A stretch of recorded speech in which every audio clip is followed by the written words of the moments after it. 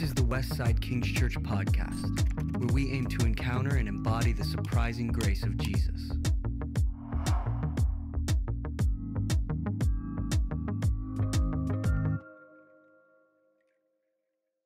To be with you, Christin, as you just taught this past Sunday, continuing on in our Acts series. And there's a few things that you mentioned within your teaching. If people were listening, that you said, "Hey, this can go to the podcast." So I'm sure there's stuff for us to cover. But let's start with our famous question of, what did you have to cut? There's always stuff you got to cut. What's the stuff that you wanted to say that you maybe weren't able to on Sunday? Yeah, I mean, it's hard to dive into topics like time, silence, and mystery and cover it all in sort of just a couple minutes, touching on each of them. So that was a little bit more of the challenge. And of course, when you've got to kind of cover something like those three things sort of in a blanket type way, there are nuances that are missed. And we did get some questions kind of around, particularly when it comes to time. There was a question asked of us about this idea of, well, we're talking a lot about moving slow, but that's not always what we're called to do. There are times where we are called to kind of move quickly, and which is absolutely true. And then you could say the same for silence, right? And it's something that I had wrestled with whether or not to include, is that, well, there are a lot of negative things that can come along with silence. There's a lot of times where we are called to speak out, and there's been a lot of really terrible things happen in history where people stayed silent on them, and they have been devastating to people's flourishing. So having to leave some of that nuance out, what I did was I focused a bit on where I use some discernment because we do that sometimes as pastors. Yes, hopefully. And sort of leaned into the spaces where I felt were maybe particularly helpful for where I just feel things are at, maybe for our community and personally, and just sort of some of the conversations I've ended up in lately, what people seem to be kind of struggling with. But I do understand that kind of leaving out the nuance of time, leaving out the nuance of silence and the nuance of mystery can kind of open up a whole other kind of can of worms. So maybe we can kind of talk about that here, right? Like, what are the other sides of these coins? Yeah. And I think, I mean, you're right. There are, and you made a comment even in your teaching, like specifically around the mystery of God, that we could talk for like a year. I mean, you could talk for a long time and barely scratch the surface of, the mystery of God, the character of God, who is God, how does this all work? So it's a massive topic. But I hear what you're saying around this idea of silence and some of the negative, interpretations of that. But what I really heard you say in your teaching was this idea of not a sense of silence, of not speaking and not being willing to engage within the world around you. Because I think the story that you wrestled through in Acts 5 of Peter, and they're in jail and they find themselves back in front of the temple courts, and they're saying, the religious leaders like, hey, you can't, we gave you strict orders not to do this, and here you are doing it again. Yeah. I really heard you, kind of get at the silence piece isn't about a lack of action. It's about a desire to participate in the action that God actually wants us to participate in, not just kind of blindly running things around. Because what Peter and the apostles do is quite bold. They go against kind of some religious authorities, and they're discerning that, you've told us one thing, but we feel like God has actually called us to another. And that's, to me, that's some of the nuance maybe that I would be interested in having some conversation around, of how do we navigate that to say, yes, there's the silence pieces, there's nuance. But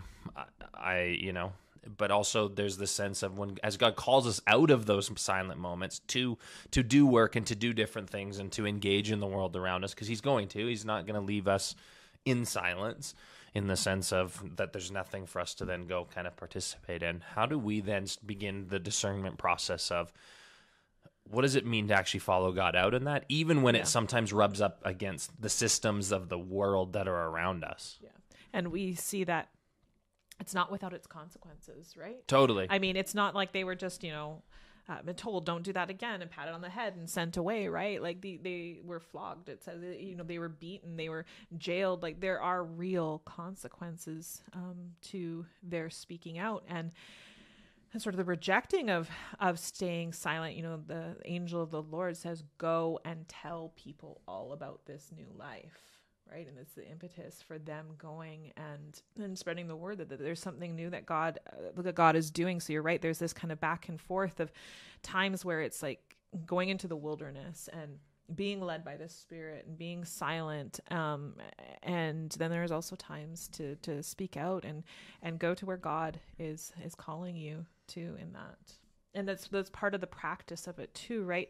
Like if we don't practice silence, it becomes really difficult to know where those spaces are. And that was sort of the whole point around my talking about like the deafening sound of silence. Right. Because when our ear is calibrated just to this one level, when the crowds are what says, like, this is what you're supposed to be doing. Like, I don't know how you hear above that unless you find your time away, unless you learn to calibrate your ear to something else. Right. Yeah, and I think that's a difficult one, I think, because I even think back to, years ago in youth group, there was, this Numa video series that kind of floated around for a number of years on a wide variety of topics, but one of them was about noise. And I mean, it was incredibly dated even when I watched it, because it was talking about pagers, and pagers were not a thing at that point in time either. But it was fascinating, because I'd be curious to see what those stats actually look like now, because they said they set up a camera in just somewhere out kind of in the, obviously close enough to a city and stuff.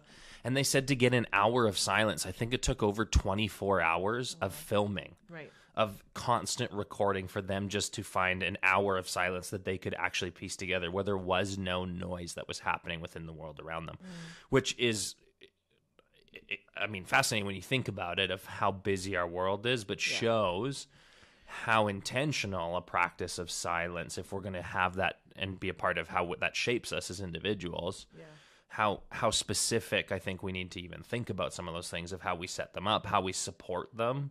I'm always fascinated around that language of how do we support our, these things really well. A friend of ours, John Andrews, who we have conversations with, has talked to me personally in my own leadership journey in that sense about, well, how do you support these times well? And I think oftentimes it's easy to say, well, we should do silence. We should do, we should have time set aside. We should, do these things. But then we don't think about, well, how can we set these up well for success? How can we set them up well to use them, to use the time that we do set aside to have the silent moments, be as intentional as possible?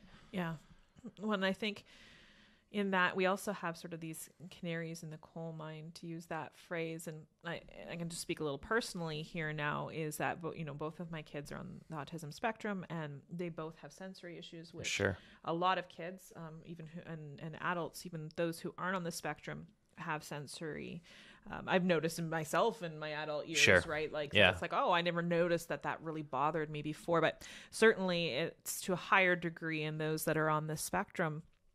When we talk about that idea of going out to my mother-in-law's house and how silent is, my son loves it, because he picks up on all the subtleties. Like, he will be walking in the mall, and not only does he have to just contend with all the noise from the crowd around him, but he can also hear, a baby crying across the mall that I wouldn't pick up. He can hear water running from the bathroom. He can hear crinkling of wrappers. He can hear people sniffing. Like, you think of all that input, which I find really fascinating. And so to one of the comments that was made just on this idea of the vulnerable and stuff, I just think we can learn so much, and we will tend to tune all these things out. Yeah. Right. But what can we learn from others about our environment and go, well, no, maybe there's something wrong here. Like, maybe we have too much. Maybe we do need to actually think about this and be intentional about this, and recognize these things, that are just large distractions that we just become accustomed to. Yeah. And I, as you're talking there, I'm reminded of the story of Elijah, like, where, he has this big, crazy, chaotic moment of, they're worshiping Baal, and they're saying whose God is real. And so they have this big moment at the altar, and, God strikes fire down and burns the altar. And then you see that Elijah's wrestling through all that's happened and kind of the chaos and the commotion of life around him. And he goes up a mountain, and God says, sit here and be still, essentially. and I'm going to pass by. And what do you see? You see an earthquake, and you see all of this big stuff happening around him. And then you actually see God show up in a gentle whisper, in a softness, in a stillness, and in a way that you can't always pick up if we're not willing to quiet ourselves in that sense. And I don't mean that in a really, kind of legalistic way of like, hey, if you're praying and your thoughts are wandering, like you're a really bad Christian. And I think that's just a reminder that we're human. Like that's just a part of life. But how do we even in those moments go, oh, maybe is that God taking me somewhere with my thoughts? Am I willing to explore that? Am I willing just to say, there's just a lot of noise in life. And so we just have to continue to work through that, and you filter through it. And that's a part of the practice, I think, even in silence, is the willingness to say, as stuff comes flooding in, to hand it over to God, to say, what are we doing with this? What does this look like? Yeah. And like you say, not out of, so discernment, it's like, I made a little bit of fun about sort of some of those discernment tests. Sure. Which I have no problem with those discernment tests, but this is the point, is that not in a way that says like, oh, I'm so much more holy because I have got the silent time. This is like really for our benefit, right? This is really for like understanding what God has to say to us. And we can just keep pushing it to the side, and we can kind of keep ignoring it. And sometimes it goes badly, but a lot of times we'll just kind of continue to truck along, right? And the Spirit whispers, and we'll continue to sort of like walk on by it. And then this whole idea with discernment, in that, again, we think, oh, well, this is like a gift that makes me just so much more holy, instead of understanding it as this gift that we're invited to, that all of us are invited to. Like, I don't have... Right. It's not an ownership piece, right? It's not this piece where it's like, well, I get discernment, it's on my list, and so then I'm just all of a sudden more specially inclined to it. There may be people who it becomes more natural to them, but I think it's through process. I think it's through practice. It's not in just this automatic, like this ownership gift that I have. I think that it's more of a relationship and that language of listening and hearing. That's what Eugene Peterson says, it's not just listening. It's listening and talking back and forth. Yes. With the Spirit. Yeah. Yeah. And I think there's something to be said about like, and discernment doesn't just give you then a free-for-all to say, this is what God has said, and this is the direction we're going. And I think there have been situations where that has been abused in that way, where people, assume that discernment is a free-for-all. There's still ways that we can check discernment, because I think, maybe there wasn't a ton of, comments around it, but as I was even thinking about, your teaching on Sunday, to go, I wonder if people are curious about, how do we know if we're right in our discernment? How do we know if we're heading in the right direction and what we're sensing in that sense? And so I think that's where, again, other, practices then come into play of scripture reading, and how do we understand who God is, and discernment is never disconnected from, God's characteristics and what God seeks to do, and God being love. And you talked about the speed of love and how that all works. So it's not just hey, we sense God is doing this and now we go do it without always thinking about it. There is a connection to, and does this actually fit with who God is and how we see him in scripture? And we see that the apostles do not use it in order to gain power, right? That's not what we're seeing. And part of that, and so that was sort of the point of, the crowds, what they're seeing, this would have been different if what they're seeing is the apostles using this discernment, and what they're doing is following God into what God is already doing. And they're using this discernment, and how different would it be for the crowds to see the apostles using it in a way that gains them power and gains them privilege, but that isn't what the crowds are seeing. And because of that is why I think they go in and are willing to bring out their vulnerable. And I just absolutely love that piece where it's because of what they see, how they see the apostles behaving. It is the new life that they are professing that seems to not take advantage of the vulnerable. Where they feel like they can go back into their homes. The vulnerable aren't there at that point. They go back into their homes and bring out the sick. Yeah.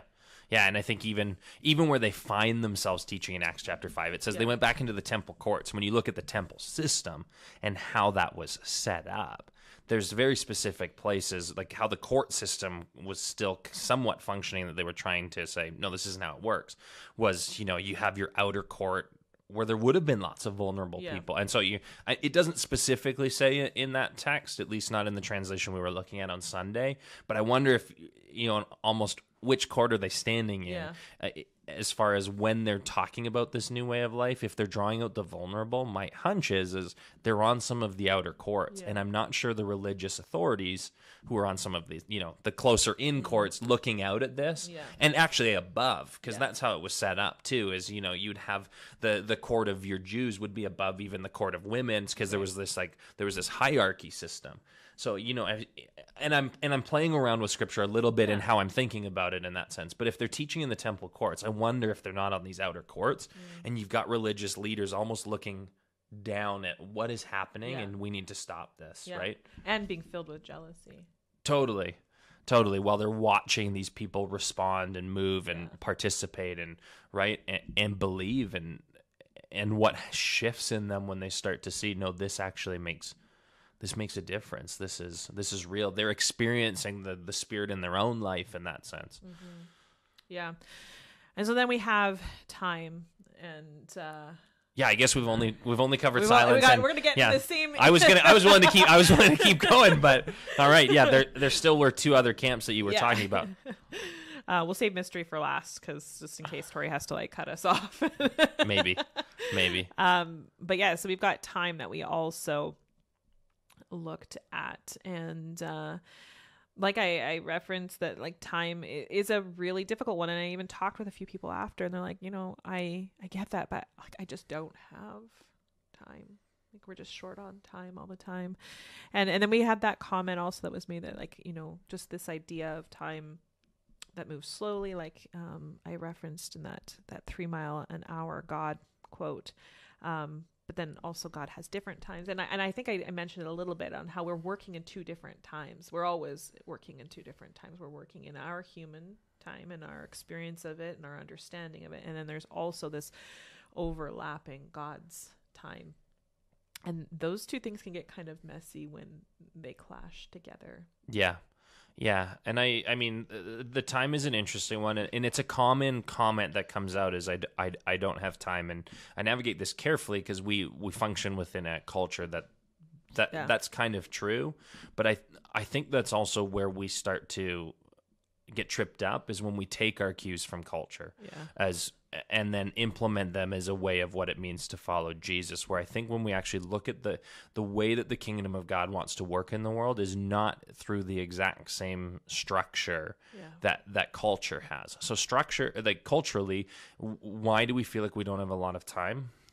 In certain situations, I won't paint too broadly, but in certain situations, we assume that we have to achieve a certain amount of things in order to feel like we have accomplished something, to feel importance or significance or completion in some of those ways. And so we're constantly chasing that. So we don't actually think we do have, and in fairness, when we pursue that, we don't have a lot of time, because the expectations that get placed on people are nuts.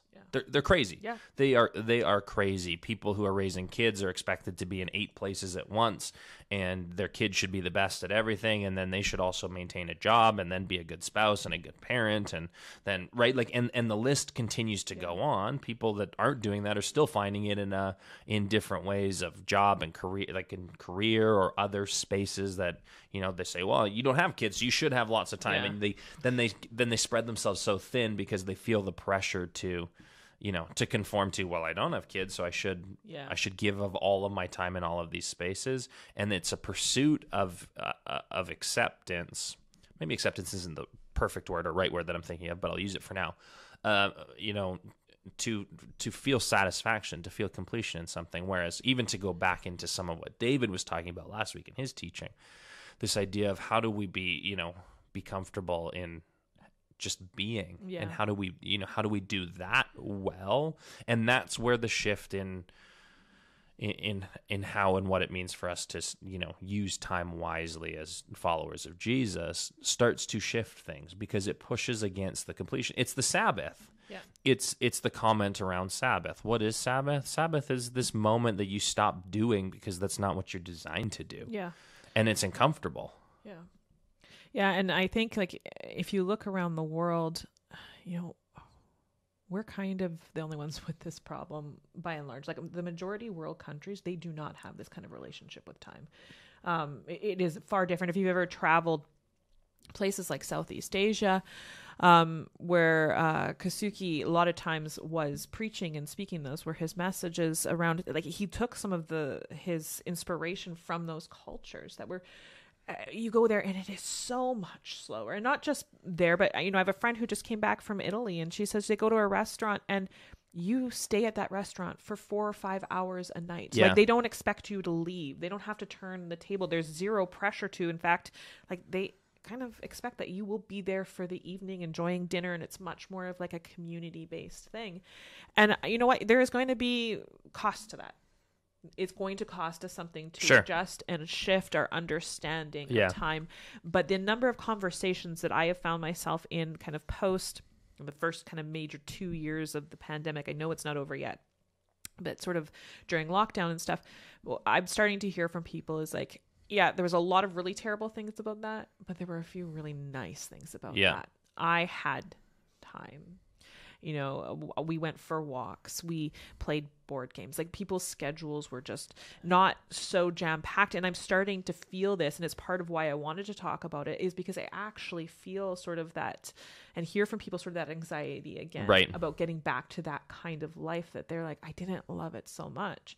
And when we have these conversations, sometimes they say, but like, I kind of don't have a choice, right? Like, this is just the way our world is.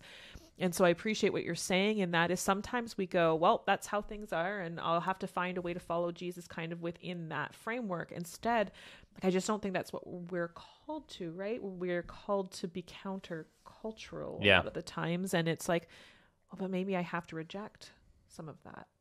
Totally. And that's the hard part in that, right? And that's sort of what I was starting to kind of think through as I was making those comments, was around this idea of,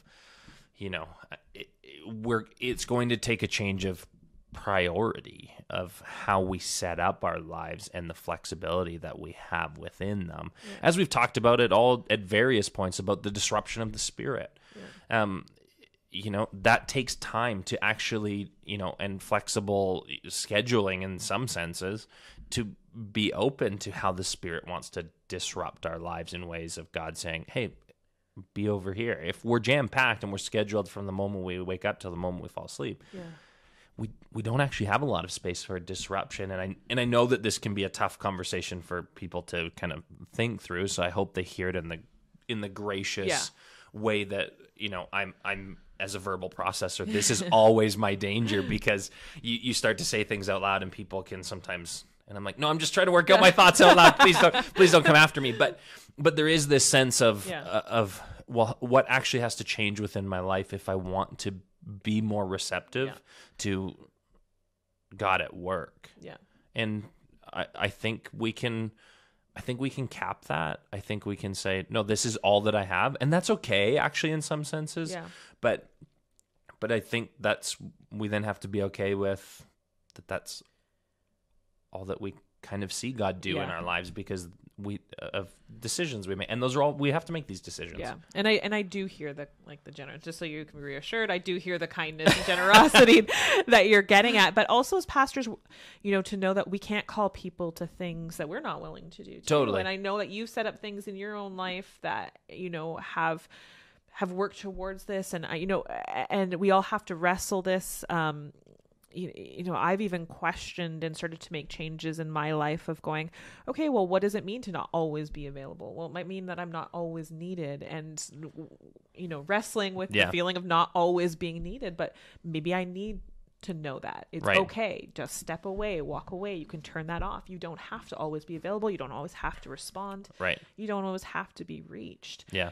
And this plays into just layers and layers of how we see ourselves as valuable in society and in our relationships, and how we view other people as valuable. You know, like, do we stir up sort of these ideas of, oh, well, that person turns off their email or doesn't respond on weekends, or they don't answer their phone past 6 o'clock. We do form kind of these judgments, right? And maybe they're judgments that are kind of born out of our own insecurities. Right. Yeah. Yeah, and so I mean, there's so much that you can wrestle through again when it comes to time. But I want to jump into this mystery piece, because you had made some comments to it, and even around this relevance of the church in some of Andrew Root's book. Yeah. And maybe, do you want to unpack any further thoughts you kind of had? Because I felt like there was more there when you made that comment, and so I want to ask now. So I think this is something that, again, in my own life, I'm really like digging into just this idea of mystery, and just how much of the early church was just okay with that. Right. That there wasn't this push to figure it out, to solve the problem of mystery. It was just understood that mystery was part of this life of faith. It was part of following God. And there's like a preciousness in a life of faith that I think is lost when we're constantly trying to solve mystery. And you know, culture has done a really good job of that, of needing to solve this mystery piece. But what I find more tragic is that in churches, it almost seems like it's being pushed out, right? Yes. Yeah. And I think that's, you know, there is a sense of, and even when you look at, you know, to use a Christian term in some senses of apologetics, we feel like everything has to be defended and provable, and has to fit, you know, the same methods of science and all of that. Like, and I think it's Brian Zond in his book called Everything's on Fire, who basically says it's a game that's set up to fail from the start. So people are wondering why all of these people are walking away from the church, and you know, in massive, in record kind of setting numbers. And he's like, well, we've set them up to fail because we've tried to basically say, if everything can't be explained, then it can't be true, which isn't actually true, funny enough, in that sense. And that's what Andrew Root's getting at it in the comment you mentioned in your teaching around this pursuit of relevance, where the church assumes that if they can just fit within these, you know, this imminent frame is the language that he uses, where everything is explained and there is no surprises and there are no, you know, and if they are, they're dismissed because it can't fit within that frame. The church has then responded by saying, well, if we can just get more relevant, we can get more resources, we'll continue to survive and we won't have to worry about the decline.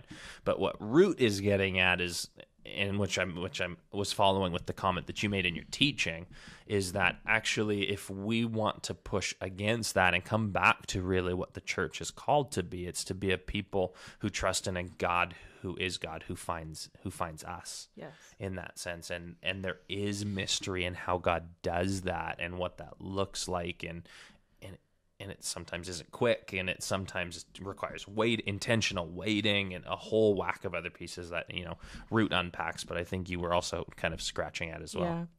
Yeah. And I see this a lot sort of as I look at pastoral care and what pastoral care's role is in a church. And that, like, sometimes I think we've really seen it as, well, people come for answers. That's what they're coming for. If somebody wants to talk to a pastor, they're going through a difficult season in their life. And sometimes people do want to come in and they have questions and they want answers, and it's not all bad, but it's just that role is sort of replaced what I think real pastoral relationship is. And that's being with people in those moments, right? Pointing them to, hey, I don't have the answer to this. Yeah, that's really horrible. I don't know why that happened. But you point them to the God who is God. You point them to the hope. You point them to, yes, this really sucks. Yeah. But there's a God who's working in this world, and I can't answer this for you, but I can walk with you in it. I can sit with you in it. Right. I can help you see the hope that God promises through it. Yeah. And I think that's a great comment. And even in Root's book, he unpacks that type of idea where he tells a story about a church and who someone shows up and basically says, I've come here because you know how to find God, right? Yeah. And they're like, actually, I'm not sure we do. but how do we sit together as we wait Yeah. for the God who finds us to find him? Yeah. In that, and there's intentionality in that, but there is still this mystery of what God actually is doing and how that happens, and the whole process that goes into that. So I love that. Sobbed at that part of the book. I honestly, I was not expecting to cry in that book at all. I was not prepared. I was like, this is a fairly academic book. I'm going to dig into this. Yeah.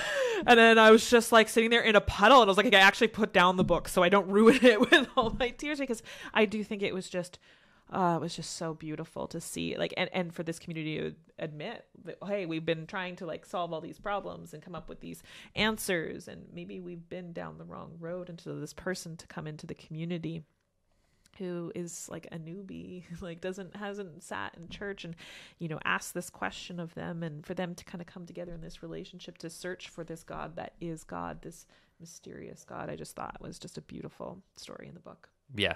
So I love what you were kind of wrestling through. So I guess time's starting to kind of come to a close here. Any final thoughts on your teaching? You say I can't walk away from this recording without saying, hey, this was dropped, and people need to hear it. I think it's just to focus in on that pastoral piece, which is something that's always close to my heart, but like there have been times where I've sort of been like, oh, that's a really sticky place to sit, and so let's just cover it up with answers. So I would say just pastorally, God is mystery, and he lives in time, and he lives in moments of silence, and that he speaks to us, and he speaks in this world, and we don't need to try to be spiritual and attain this gift of discernment, but rather see it as this invitation that God does invite us into conversation, and that will look and feel and turn out different for all of us, because that's the beauty of it, right? Our relationships with God and the Spirit will all be different, and the way that God speaks to us will be different, but that he speaks to all of us. I love that. Thanks, Christin.